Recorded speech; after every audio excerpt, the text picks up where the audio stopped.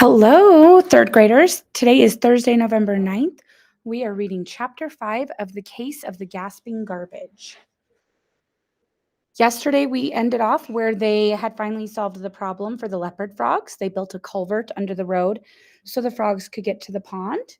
And we are on Chapter 5 today, A Dark Day. Please follow along with me in your book. You are welcome to read out loud with me while I'm reading.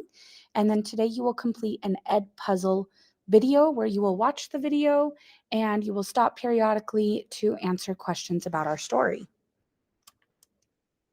It was a fine day for measuring tadpoles. In fact, that's exactly what Nell Fossey was doing at her desk when the phone rang.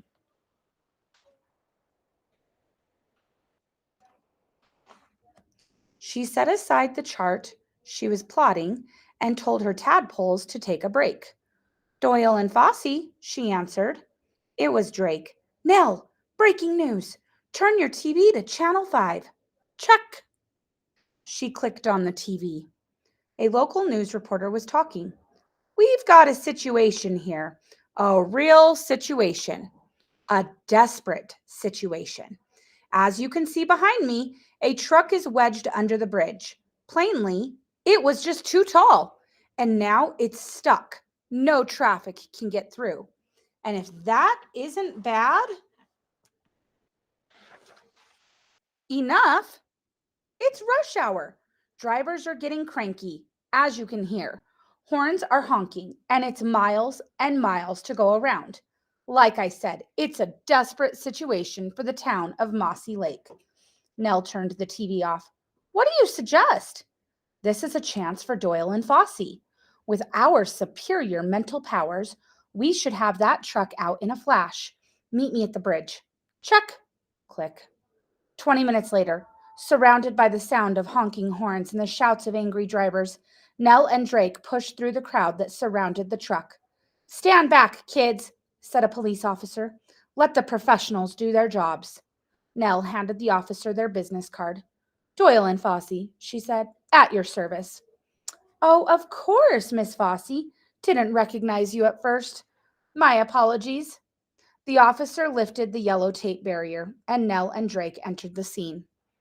There were firefighters, engineers, and news crews.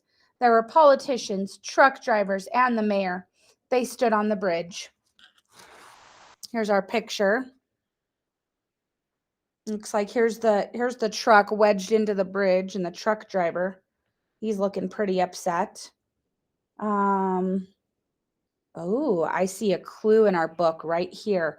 I want you to pay attention to that picture and the name tag. Here we have Doyle and Fossey, some police officers. Okay, next page.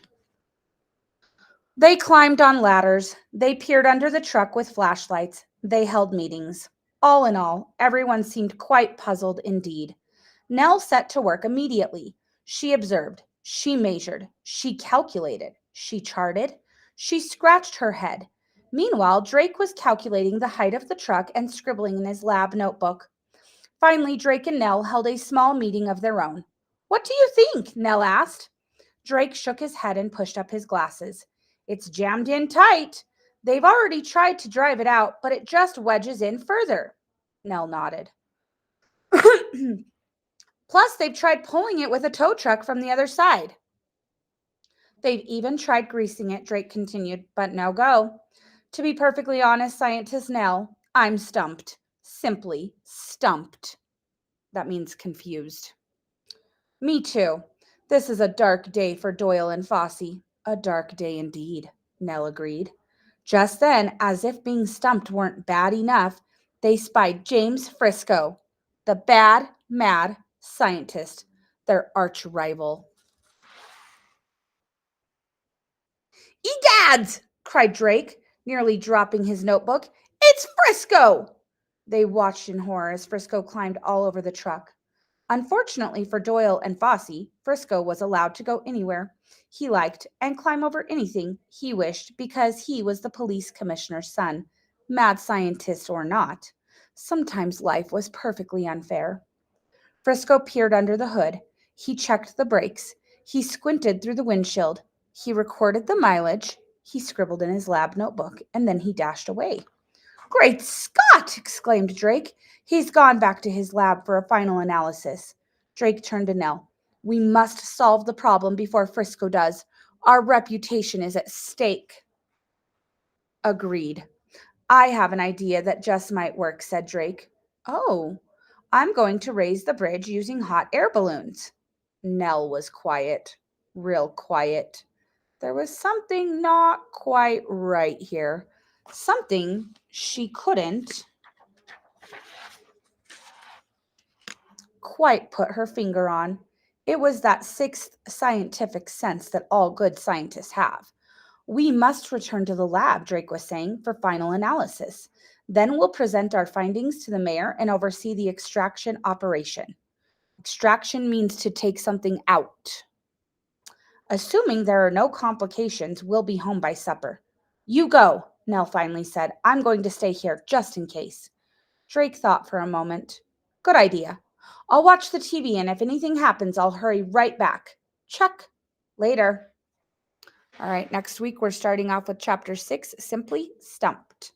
Please go ahead and click on the Ed puzzle in today's agenda to answer questions about today's Chapter 5.